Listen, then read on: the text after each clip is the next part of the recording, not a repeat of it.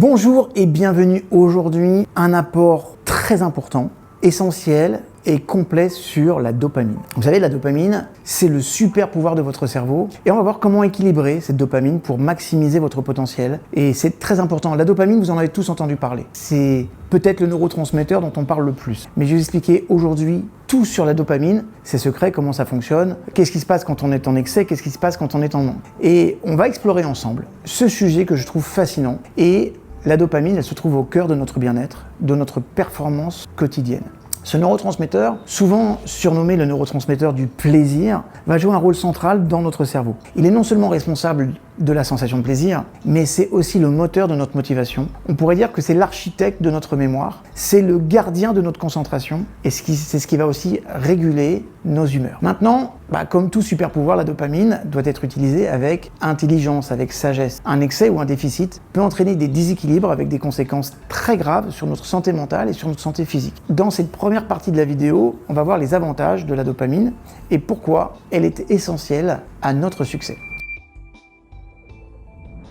D'abord, l'une des choses qui est importante à comprendre, c'est que la dopamine est impliquée dans la notion de motivation et de récompense. C'est vraiment le carburant de nos ambitions. La dopamine, c'est littéralement le carburant qui va faire qu'on a envie de faire les choses. Ça ne vient pas de moi, ça vient de l'un de mes enseignants en neurobiologie. Chaque fois que nous anticipons une récompense, notre cerveau libère de la dopamine. Chaque fois que nous anticipons une récompense, que l'on pense que l'on va gagner quelque chose, notre cerveau libère de la dopamine. C'est ça qui va nous inciter à poursuivre nos objectifs avec plus d'énergie, avec plus de détermination, alors même qu'on ne les a pas encore atteints. Et ce mécanisme, il est hyper important dans toutes les sphères de notre vie. Ça peut être de réussir un projet professionnel, de s'entraîner pour une compétition sportive, ou même de terminer une tâche quotidienne qui est importante pour nous. Je vous donne un exemple concret. Imaginez un étudiant qui prépare un concours d'entrée dans une grande école. Il sait que réussir cet examen, c'est la clé pour atteindre ses rêves. Chaque fois qu'il va terminer un chapitre de révision, ou chaque fois qu'il va réussir un exercice qui lui semble difficile, son cerveau libère de la dopamine. Et ça va lui procurer une sensation de satisfaction et de motivation pour continuer. Et ce processus, il est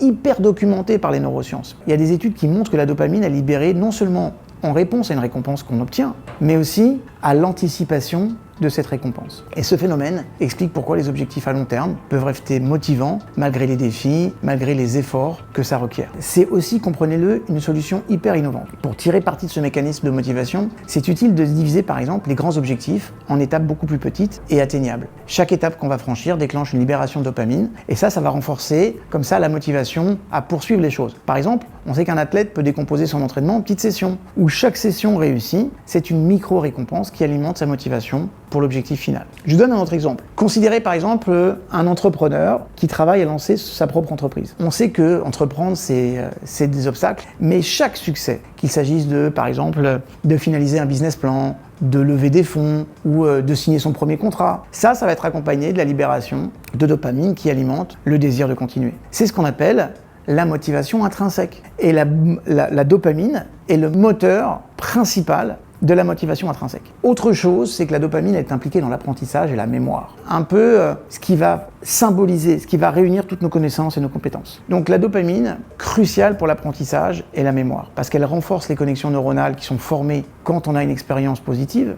Et ça va faciliter la rétention et la récupération des informations. Donc vous comprenez que ce mécanisme, il est essentiel non seulement dans l'éducation, mais aussi dans la formation, qu'elle soit professionnelle ou personnelle, le développement des compétences, et même dans la vie quotidienne. Prenons l'exemple d'un musicien qui apprend un nouvel instrument. Chaque fois qu'il va parvenir à jouer une nouvelle mélodie, correctement, la dopamine est libérée dans son cerveau. Et ça va renforcer les connexions neuronales qui sont associées à cette performance. Ça facilite la mémorisation de la mélodie et ça améliore ses capacités à la reproduire à l'avenir. Il y a une étude de Wise et de Rompre dans les années 1990, a confirmé que la dopamine, elle est essentielle pour le renforcement des comportements appris, en particulier ceux qui sont associés à des résultats positifs. C'est pour ça qu'il faut vraiment aller chercher des solutions positives. Plein de petits résultats ou plein de petits succès positifs renforcent, à travers la dopamine, le sentiment d'apprentissage et le sentiment de succès. Pour optimiser l'apprentissage, ça peut être utile d'associer des récompenses immédiates à des tâches d'apprentissage difficiles. Par exemple, les plateformes d'apprentissage en ligne utilisent souvent des badges, des points, des certificats pour récompenser les progrès des utilisateurs. Et ça va déclencher comme ça des libérations de dopamine qui encouragent la poursuite de l'apprentissage. L'autre jour, j'étais dans ma voiture, j'ai mis Waze. Waze vous donne un indice de bon conducteur parce que vous avez signalé des choses, que vous avez rappelé que vous êtes dans un bouchon, que vous avez vu un accident, que vous l'avez signalé. Et on vous donne un badge. Et ce badge, il libère de la dopamine et vous encourage à reposer des actions. Et cette approche un peu gamifiée, de jeu de l'éducation, repose sur les principes de la neuroscience pour améliorer l'efficacité de l'apprentissage. Je vous donne un autre exemple, par exemple dans les domaines du sport, les entraîneurs peuvent utiliser des vidéos de performance passées pour montrer aux athlètes leur progrès. On travaille beaucoup avec les vidéos dans l'univers de l'accompagnement de sportifs de haut niveau, que ce soit dans la préparation physique, dans l'apprentissage ou dans le suivi de coaching. Voir une amélioration visuelle de leur technique, ça va libérer de la dopamine et ça va renforcer leur confiance et leur engagement envers l'entraînement. Par exemple, moi je travaille à fond mon anglais tout le temps. Tous les jours, j'ai des cours d'anglais. Alors aujourd'hui, j'utilise aussi des intelligences artificielles. Et c'est intéressant de voir que ces intelligences artificielles, pour avoir des conversations, elles ont gamifié le truc. C'est-à-dire que régulièrement, on a des conversations. Si je fais une faute dans ma locution, je suis repris. Et régulièrement, il y a l'intelligence artificielle qui va dire « Regardez, il y a quelque temps, vous faisiez cette erreur, vous ne la faites plus. Bravo !» Ça va renforcer, à travers un petit pic de dopamine, mon apprentissage. Et cette approche, elle est particulièrement utile dans les sports où la progression, ça peut être lent, ça peut être difficile à percevoir. Par exemple, le golf, l'athlétisme, la natation. Et ça, c'est super important parce qu'en fait, il faut pouvoir maintenir la motivation sur la durée et les apprentissages au quotidien. Autre chose, la dopamine, elle est impliquée aussi dans la concentration et le focus. Je vous disais tout à l'heure, c'est le gardien de nos pensées. La concentration, c'est une compétence essentielle dans presque tous les domaines. Et la dopamine, elle joue un rôle crucial dans le maintien de cette concentration. Elle va agir en filtrant les distractions et en focalisant notre attention sur les tâches importantes. C'est un processus vital pour tout ce qui va être productivité et réussite. Imaginez par exemple un chirurgien en pleine opération. Sa capacité à rester concentré pendant des heures, en grande partie, due à l'action de la dopamine qui l'aide à ignorer les distractions potentielles et à se concentrer uniquement sur le patient. Il y a des recherches qui ont montré que la dopamine, en particulier dans le cortex préfrontal, est essentielle pour la régulation de l'attention et la gestion des distractions. Par exemple, pour améliorer la concentration, il y a des techniques comme la méditation pleine conscience. Ça peut être utilisé pour réguler justement la libération de la dopamine. On sait que la méditation aide à entraîner le cerveau à se concentrer sur les moments présents. Ça va réduire comme ça les niveaux de stress et d'anxiété qui peuvent perturber la concentration. Il y a des applications par exemple comme Calm ou Headspace qui intègrent ces principes pour aider les utilisateurs à renforcer leur capacité de concentration ou au quotidien. Je crois aussi que Petit Bambou, la version française, le fait aussi. Un étudiant qui utilise par exemple la méthode Pomodoro pour réviser. Je vais vous expliquer ce que c'est que Pomodoro, mais un étudiant qui utilise cette méthode pour réviser peut également bénéficier de la régulation de la dopamine. En fait, cette technique de Pomodoro consiste à travailler pendant 25 minutes. On prend une courte pause, ce qui permet de maintenir la concentration et d'éviter la fatigue mentale. Chaque pause agit comme une mini-récompense. Et ça va libérer de la dopamine en permettant de recharger l'énergie mentale pour la prochaine session de travail. Je vous ai dit également que la dopamine est impliquée dans la régulation de l'humeur. C'est ça qui va nous permettre de stabiliser nos émotions pour beaucoup. La dopamine, sachez-le, joue un rôle clé dans la régulation des émotions. Et ça va contribuer à notre bien-être émotionnel. Lorsque les niveaux de dopamine sont équilibrés, nous nous sentons plus heureux, plus motivés et moins enclins à la dépression et à l'anxiété. Je vous donne un exemple concret. Les personnes atteintes de la maladie de Parkinson, qui est caractérisée par une déficience en dopamine, sont souvent plus susceptibles de souffrir de dépression. Il y a une étude qui est réalisée par l'Intense, c'était en 2003, donc c'est relativement récent quand même, qui a montré que jusqu'à 50% des patients atteints de Parkinson souffrent également de dépression. Et ça souligne le rôle crucial de la dopamine dans le maintien de l'équilibre émotionnel. On sait que l'exposition à la lumière naturelle, l'exercice physique, sont des méthodes éprouvées pour augmenter naturellement les niveaux de dopamine, et c'est ça qui améliore comme ça l'humeur. Par exemple, la thérapie par la lumière, utilisée pour traiter les troubles affectifs saisonniers, les fameux TAS, j'ai fait une vidéo là-dessus sur la chaîne YouTube, en fait, cette thérapie par la lumière stimule la production de dopamine, et c'est ça qui va aider à réduire les symptômes de la dépression hivernale. En plus, l'exercice libère non seulement de la dopamine, mais aussi des endorphines qui vont contribuer à une sensation générale de bien-être. On sait également que les thérapies cognitivo-comportementales, les TCC, peuvent également aider à réguler les niveaux de dopamine, parce que ces thérapies enseignent aux individus, aux personnes, à modifier leurs pensées, leur comportement négatif, ce qui peut améliorer la libération de dopamine et ce qui va du coup aider à stabiliser l'humeur. Par exemple, une personne qui souffre de dépression peut apprendre à reconnaître et à remplacer les pensées négatives par des pensées plus positives, ce qui peut vraiment améliorer son bien-être général. Donc ça, c'est tous les avantages de la dopamine. Il y a aussi le revers de la médaille, c'est les inconvénients. Les inconvénients, ça va être quand on a un déséquilibre en dopamine. Et à ce moment-là, ce super pouvoir peut être super chiant parce que la dopamine, elle peut être impliquée dans la notion d'addiction. La dopamine, c'est une épée à double tranchant. Sachez que par exemple que l'addiction, c'est l'un des dangers les plus évidents d'un déséquilibre en dopamine. Lorsqu'une activité libère de la dopamine de manière excessive, elle peut entraîner une dépendance où le cerveau devient complètement dépendant de cette stimulation constante. Les jeux vidéo, par exemple, sont un exemple classique. Toutes les formes d'addiction reposent sur un fonctionnement avec la dopamine. On sait que par exemple, si je parle des jeux vidéo, il y a de nombreux jeux qui sont conçus pour maximiser la libération de dopamine à chaque succès ou à chaque victoire. Et ça va créer une boucle de récompense qui peut vraiment très rapidement devenir addictive. Il y a des recherches qui ont été menées par Koob et par Volkov en 2010 qui ont montré que cette surstimulation du système de récompense peut vraiment altérer le fonctionnement normal du cerveau. Et ça va rendre les individus beaucoup moins sensibles au plaisir naturel et ça va les rendre beaucoup plus dépendants des stimulations artificielles. Pour lutter contre l'addiction, c'est important de réintroduire des activités qui libèrent de la dopamine de manière beaucoup plus équilibrée et beaucoup plus naturelle. Par exemple, on voit de plus en plus des détox numériques. La détox numérique, c'est une méthode de plus en plus populaire qui consiste justement à réduire ou à éliminer temporairement l'utilisation des appareils numériques et des réseaux sociaux pour réinitialiser le système de récompense du cerveau. Les études montrent également que même une courte pause des écrans peut réduire les symptômes de l'addiction et restaurer la sensibilité à d'autres plaisirs beaucoup plus simples comme la lecture, les promenades en nature, les interactions sociales en face à face. Dans le traitement des addictions, en fait, les thérapies de remplacement comme le programme d'exercice physique régulier vont être très souvent utilisées. Pourquoi ? Parce qu'en fait, l'exercice, en particulier les activités comme la course à pied, la natation, tout ce qui va être endurance, peut libérer de la dopamine de manière plus modérée, plus durable, plus intelligemment. Et ça va aider à compenser la baisse de dopamine causée par l'arrêt d'une substance ou d'un comportement addictif. Autre chose en termes de déséquilibre, ça va être l'hyperstimulation et le stress. Là, on appelle ça en neurosciences le cercle vicieux du trop-plein. Ça veut dire quoi ? Un excès de dopamine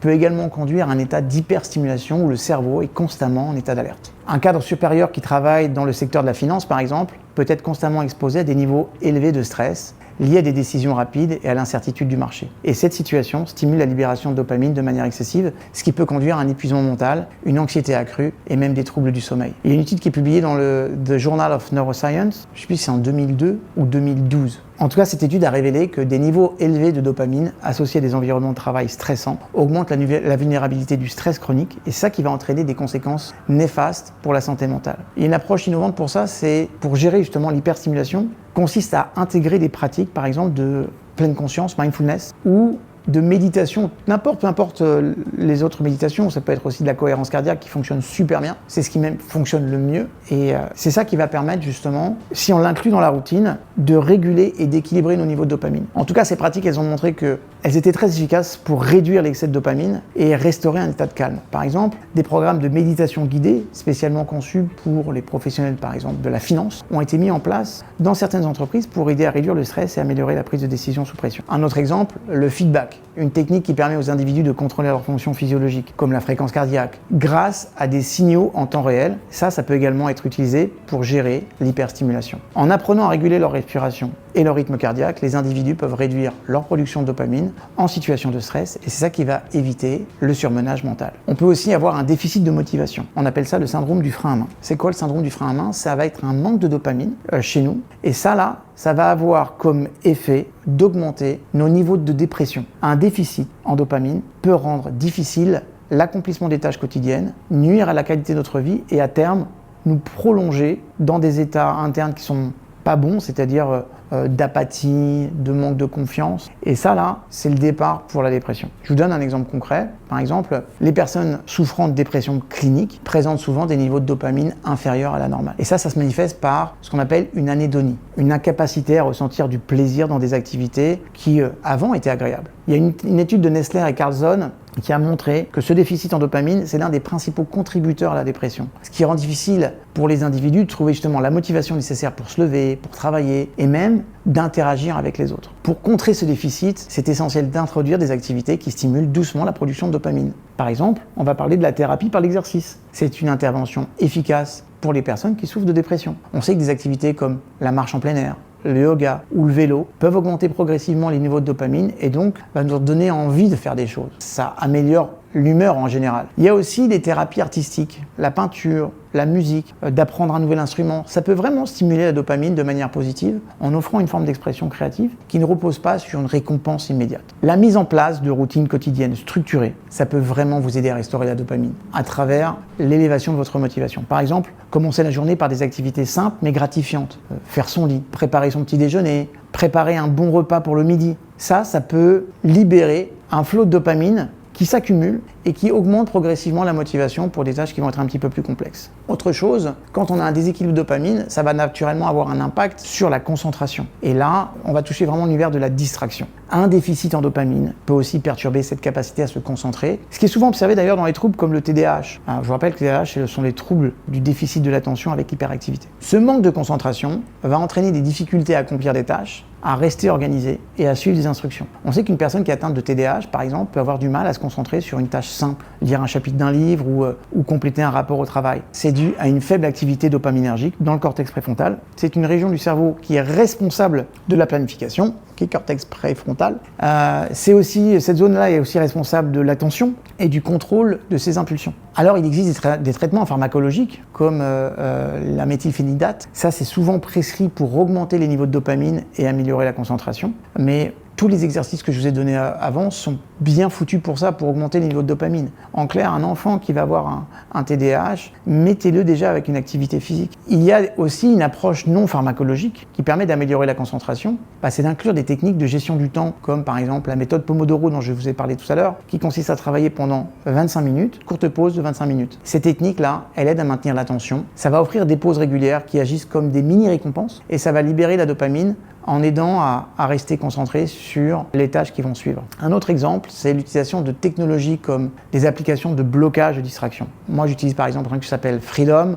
Il y a un truc qui s'appelle aussi Stay Focused qui peut également aider à maintenir la concentration en limitant l'accès aux sites web ou aux applications mobiles qui sont des sources les plus importantes de distraction aujourd'hui, surtout chez nos jeunes. En réduisant les distractions numériques, les personnes peuvent vraiment mieux réguler leur dopamine et améliorer leur capacité à se concentrer sur les tâches importantes. Donc c'est vraiment essentiel que vous fassiez aussi attention à ces dimensions-là. Maintenant qu'on a vu les avantages et les inconvénients, on va voir pourquoi c'est essentiel d'équilibrer la dopamine. Maintenir un équilibre optimal de dopamine, c'est hyper important pour avoir une vie saine d'abord et productive ensuite. Un excès de dopamine va nous entraîner dans des cycles de recherche de gratification immédiate au détriment de nos objectifs à long terme, alors qu'un déficit peut paralyser notre capacité à agir et à réussir. Prenons le cas d'un étudiant qui se laisse constamment distraire par les réseaux sociaux alors qu'il devrait réviser pour ses examens. Chaque notification, chaque like, chaque message reçu sur son téléphone va libérer de la dopamine, ça va lui offrir une récompense immédiate. Par contre, cette gratification instantanée peut détourner son attention de ses études, c'est ce qui va le conduire à négliger ses objectifs à long terme. Et au final, ça peut nuire à ses performances académiques et à ses perspectives de carrière. Pour équilibrer la dopamine,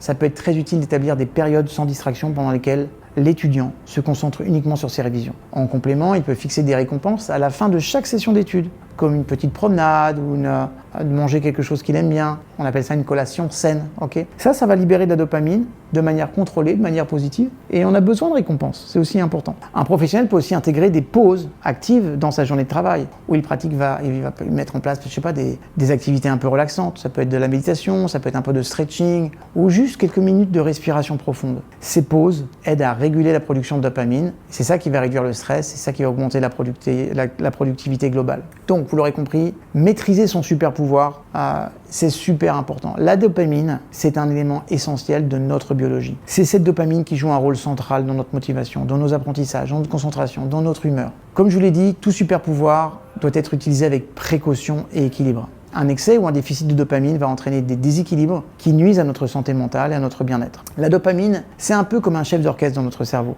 Lorsqu'elle est bien gérée, elle va permettre à toutes les parties de notre esprit de travailler en harmonie. Ça va créer une espèce de symphonie de bien-être et de réussite. Mais si elle est mal équilibrée, franchement, ça va foutre le bordel, le chaos, et la seule chose que ça va générer, c'est de la confusion mentale. Donc pour maintenir cet équilibre, c'est important de cultiver des habitudes qui favorisent la production de dopamine de manière saine et de manière durable. Ça peut inclure l'exercice régulier, une alimentation riche en nutriments qui va favoriser la dopamine, des pratiques de pleine conscience et la gestion consciente de nos habitudes numériques. Ça aussi, c'est devenu le tueur ou l'excitateur de la dopamine. Mais sachez une chose, c'est qu'en maîtrisant la dopamine, nous pouvons maximiser tout notre potentiel, améliorer notre bien-être mental et une vie plus épanouie, plus équilibrée. C'est très important que vous compreniez ça. Et souvenez-vous, L'équilibre, c'est la clé. Avec la dopamine sous contrôle, vous avez entre les mains un véritable pouvoir pour justement réaliser vos rêves et atteindre vos objectifs. Il y a des tests. Et si vous voulez, on va identifier ou un excès ou une carence. Et vous allez faire ce test avec moi. Ce test, il est conçu pour vous aider à évaluer si vous pourriez avoir un déséquilibre en dopamine, que ce soit un excès ou une carence. Vous allez prendre une feuille de papier, un stylo, vous pouvez mettre cette vidéo en pause, et je vais vous donner des affirmations. Pour chaque affirmation, c'est vrai ou c'est faux. En fonction de votre expérience, on va prendre en compte les 2-3 dernières semaines. Vous ne montez pas plus loin dans le temps, juste les 2-3 dernières semaines. Mettez cette vidéo en pause, vous procurez de quoi écrire. On va travailler par section. La première section, on va identifier une carence en dopamine. À la fin, je vous dirai, chaque fois que c'est vrai, vous mettez une barre. Quand c'est faux, vous mettez rien. Et à la fin, je vous dirai le nombre total de vrais pour la première section. Alors on y va. Première section, identifier une carence en dopamine. D'abord, on va voir le manque de motivation. Par exemple, vous avez du mal à vous motiver pour accomplir des tâches quotidiennes, même celles que vous trouviez auparavant agréables. Vrai, faux. Si c'est vrai, un trait. Si c'est faux, pas de trait du tout. Vous sentez souvent fatigué ou léthargique sans raison apparente. Vrai, un trait, faux, 0. Vous ressentez fréquemment des sentiments de tristesse ou de dépression et trouvez peu de plaisir dans les activités que vous aimez. Si c'est vrai, un trait. Vous avez des difficultés à vous concentrer sur une tâche ou à rester focalisé pendant une longue période. Si c'est vrai, un trait. Vous avez perdu l'intérêt pour des activités sociales ou des passe-temps que vous appréciez auparavant. Vrai, faux. Vous avez tendance à vous sentir somnolent pendant la journée, même après une nuit de sommeil complète. Vous avez remarqué une diminution de votre désir sexuel ou de votre intérêt pour l'intimité. Vous avez constaté une baisse de vos performances cognitives, comme des problèmes de mémoire ou de prise de décision. Nombre total de vrais. Vous marquez le nombre total de vrais de barres que vous avez faites. Tout à l'heure, je vous donnerai l'explication des résultats. Maintenant, on va voir la section 2. La section 2, c'est un excès de dopamine. Et c'est pareil, à chaque affirmation, un trait, quand c'est vrai. Vous vous sentez souvent nerveux ou anxieux sans raison claire. Vous avez tendance à être constamment en mouvement ou à avoir des difficultés à rester assis tranquillement. Vous avez l'impression que vos pensées s'enchaînent trop rapidement et que vous avez du mal à ralentir votre esprit. Vous prenez souvent des décisions impulsives ou réagissez de manière excessive dans des situations stressantes. Vous ressentez le besoin constant de consommer des substances ou de participer à des activités qui stimulent fortement la caféine, les jeux vidéo, les réseaux sociaux. Vous avez du mal à vous endormir ou vous vous réveillez fréquemment pendant la nuit, même lorsque vous êtes fatigué. Vous avez tendance à répéter des comportements ou des actions de manière compulsive, par exemple vérifier votre téléphone ou vos emails plusieurs fois par heure. Vous avez des réactions émotionnelles intenses ou disproportionnées face à des situations qui ne le méritent pas nécessairement. Nombre total de vrais. Donc dans la session 1, on a vu les carences. Dans la session 2, les excès. Je vous donne l'interprétation. Si vous avez répondu vrai à 4 ou plus des affirmations de la section 1, ça pourrait indiquer une carence en dopamine. Cette situation va entraîner un manque de motivation, une humeur dépressive et des difficultés cognitives. Donc à ce moment-là, je vous recommande de consulter un professionnel de la santé pour une évaluation un petit peu plus approfondie. Ça peut être un médecin par exemple, ou ça peut être un neuropsy. En ce qui concerne la section 2, si vous avez pareil répondu vrai à 4 ou plus des affirmations dans la section 2, pour le coup ça indique cette fois-ci un excès. Et ce déséquilibre peut causer de l'anxiété, de l'hyperactivité, des comportements compulsifs. Et là encore, je vous invite à consulter un professionnel pour explorer toutes les options de gestion. Si vous avez moins de 4 réponses vraies dans chaque session, votre niveau de dopamine pourrait être relativement équilibré. Maintenant, si vous ressentez des symptômes significatifs, comme je les ai donnés, c'est toujours bon d'en parler avec un spécialiste. Les prochaines étapes, c'est quoi ? C'est qu'en fonction de vos résultats, vous pourriez envisager de modifier certains aspects de votre mode de vie pour justement améliorer vos niveaux de dopamine. Ça pourrait inclure des changements dans votre alimentation. Je vous invite aussi à introduire des exercices physiques réguliers, des techniques de gestion du stress ou la consultation d'un professionnel de la santé pour avoir les conseils un petit peu plus personnalisés. Et si vous le voulez bien, maintenant, je vais vous donner un programme pour équilibrer vos niveaux de dopamine. Ce programme, il est conçu pour vous aider à atteindre et à maintenir un équilibre optimal de dopamine. Ça inclut des recommandations sur l'alimentation, d'exercices, les habitudes quotidiennes et des techniques de gestion du stress. Je vous avais dit, cette capsule, elle va être complète. L'objectif, c'est de soutenir votre bien-être mental, votre motivation et votre concentration tout en évitant les excès ou alors les carences en dopamine. En ce qui concerne l'alimentation et la supplémentation, la nutrition, elle joue un rôle clé dans la régulation des niveaux de dopamine. Je vais vous donner quelques recommandations alimentaires pour soutenir une production saine de dopamine. D'abord, mangez des aliments riches en tyrosine. La tyrosine, c'est un acide aminé essentiel pour la production de la dopamine. Et vous allez trouver ça dans les aliments au quotidien, par exemple dans les protéines animales, le poulet, la dinde, le bœuf, le poisson et les œufs. En ce qui concerne les protéines végétales, vous allez trouver ça dans les haricots, les lentilles, le tofu et le quinoa. En ce qui concerne les produits laitiers, fromage, lait et yaourt. Il y a aussi les noix et les graines, par exemple les amandes, les noix de cajou, les graines de sésame. Et puis enfin, dans les fruits et légumes, bananes, avocats, épinards et betteraves. Tout ça là, ça doit composer régulièrement, ça doit être dans vos assiettes. Et avec ce que je vous ai donné, vous avez quoi faire 20 ans de repas devant vous. Je vous donne un exemple de menu au quotidien. Par exemple, au petit déjeuner, on peut prendre une omelette aux épinards et au fromage. On évite le sucre le matin, d'accord? Le matin, on mange salé, on ne mange pas sucré. Le sucré, vous pouvez le faire qu'à partir de 13 h. Vous ne mangez rien de sucré à partir de 13 h, vous allez voir que ça va réguler votre niveau de dopamine 10 fois plus vite. Une omelette avec des épinards et éventuellement un petit peu de fromage. Au déjeuner, salade de quinoa, avocat, poulet grillé, noix de cajou. Et au dîner, par exemple, un saumon grillé avec des légumes verts et une grosse portion de patates douces. Si vous avez besoin de snacks, prenez du yaourt grec avec des bananes tranchées ou des graines de chia. Super bon les graines de chia pour la dopamine. Évitez aussi les aliments qui perturbent la dopamine. Il y a certains aliments et certaines boissons qui vont perturber le niveau de dopamine et ça va provoquer des pics suivis de chutes rapides. Par exemple, tout ce qui est sucre raffiné. Donc vous limitez la consommation de bonbons, de pâtisseries, de soda. Très mauvais pour l'équilibre de la dopamine. Ensuite, la caféine. On réduit la consommation de caféine et de boissons énergétiques pour éviter la surstimulation. Par exemple, moi tous les jours, en fin de matinée, je fais le jeûne intermittent. En fin de matinée, je vais prendre par exemple un café, un demi-americano. Donc je demande un americano, la moitié, et je le mets dans un grand verre d'eau glacée. C'est juste pour avoir le goût du café, pour pas boire que de l'eau. Je trouve ça sympathique et je m'y suis habitué. Et ça, c'est la dose qui posera aucun problème. C'est facile. Naturellement, on évite tout ce qui est soda.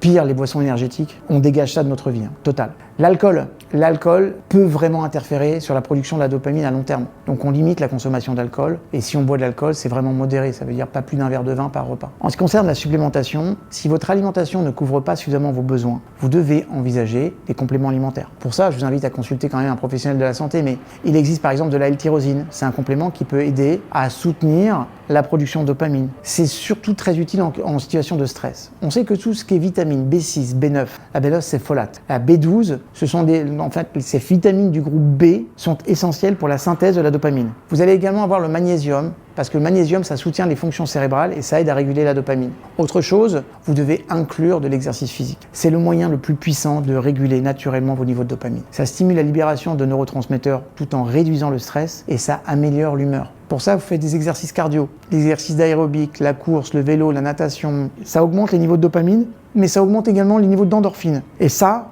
les deux ensemble, ça va vous mettre dans un super état de bien-être. Donc par exemple, un petit programme recommandé, 3-5 fois par semaine, vous faites du sport pendant 30-45 minutes, pas moins de 30 minutes. Et vous alternez par exemple une petite course légère, du vélo, de la natation, de la marche rapide, c'est parfait. Après, vous pouvez aussi mettre en place des entraînements en résistance. On sait que par exemple, la musculation et la résistance, ça peut également aider à réguler la dopamine en stimulant la production de ces neurotransmetteurs dans la récupération musculaire. De la même façon, 2-3 fois par semaine, là pour le coup 45-60 minutes, et on va combiner des exercices pour le haut du corps et puis pour le bas du corps. On va faire des squats, on va faire des pompes, on va faire des tractions. Vous pouvez aussi avoir des activités réparatrices. Le yoga, le tai chi, les étirements, ça améliore la circulation sanguine vers le cerveau et c'est ça qui soutient aussi à équilibrer la dopamine. Pareil, vous allez choisir entre ces différents exercices, mais 2-3 fois par semaine, en complément des exercices de cardio, par exemple, ou de musculation. Là, 20-30 minutes par séance. Et là, vous faites par exemple yoga ou stretching ou tai chi. Je vous rappelle également que les habitudes quotidiennes, elles sont hyper importantes sur la gestion du stress. Plus vous allez maintenir des habitudes de vie équilibrées, et mieux vous allez gérer votre stress, et plus vous allez stabiliser votre niveau de dopamine. Donc,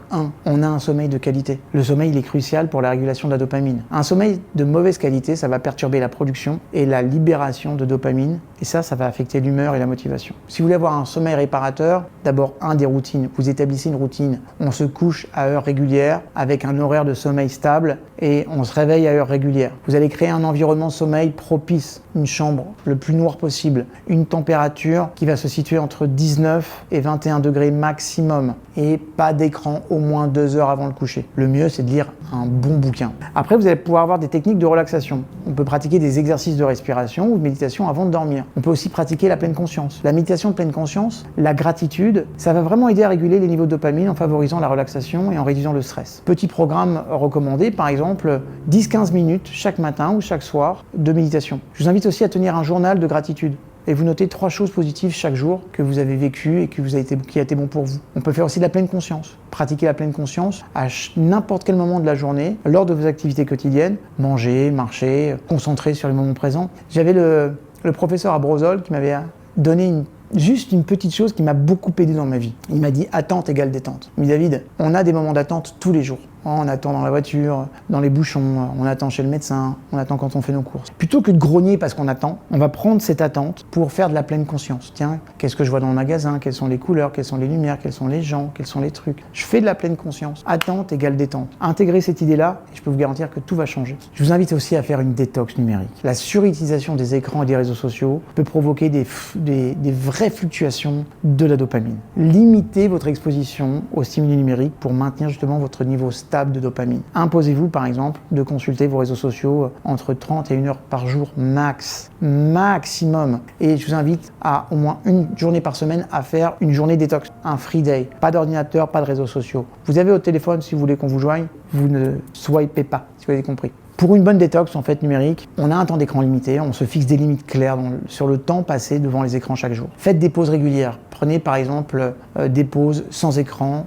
Toutes les 30 minutes, on n'est pas devant l'écran. Vous pouvez faire aussi des temps de déconnexion. On va se consacrer au moins 1 heure avant le coucher, sans l'utilisation d'appareils électroniques. Le mieux, c'est 2 heures, et surtout si vous voulez avoir un bon sommeil. Autre chose, ayez des techniques et des pratiques sociales. On sait que l'interaction sociale et la création de liens jouent un rôle important dans la régulation de la dopamine. Donc renforcez les liens sociaux. Les interactions sociales positives, elles favorisent la libération d'ocytocine et de dopamine. Et c'est ça qui améliore l'humeur et le bien-être. Vous avez déjà vu combien parfois quand on a une bonne conversation avec un ami ou quelqu'un de sympa, comment on se sent bien après? Programmez des appels ou des rencontres avec des amis ou des proches et mettez-les en arrosage automatique. Ayez des activités de groupe. Par exemple, participez à des activités collectives, des clubs, un sport d'équipe, du bénévolat. Ça encourage vraiment les interactions sociales. Et puis quelque chose qui est très très bon pour l'altruisme, pour la dopamine, c'est l'altruisme. Il y a des études qui montrent que les actes de générosité, de bénévolat peuvent augmenter les niveaux de dopamine en apportant un sentiment de satisfaction et de bonheur. Alors il y a plein d'idées, on peut faire du bénévolat, on peut s'engager dans une cause qui nous passionne, on peut aider les autres, on peut offrir de l'aide à quelqu'un de notre entourage, même pour des petites choses. On peut aussi avoir des gestes de gentillesse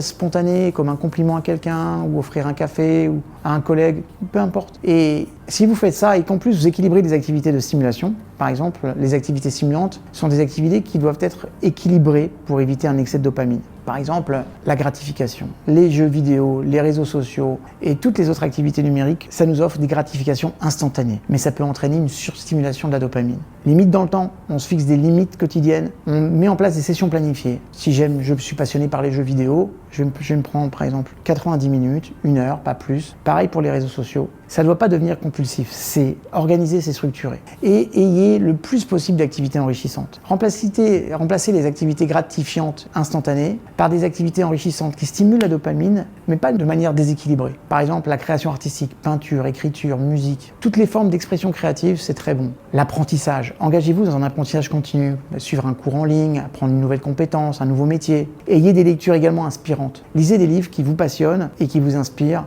à bien réfléchir. Comprenez que c'est important aussi de suivre vos progrès pour évaluer l'efficacité de votre programme. Donc moi, si vous étiez mon client, je dirais, tenez un journal de bord, un journal quotidien ou hebdomadaire, où vous notez vos activités, votre humeur, votre niveau d'énergie et vos succès. Et faites une petite évaluation mensuelle.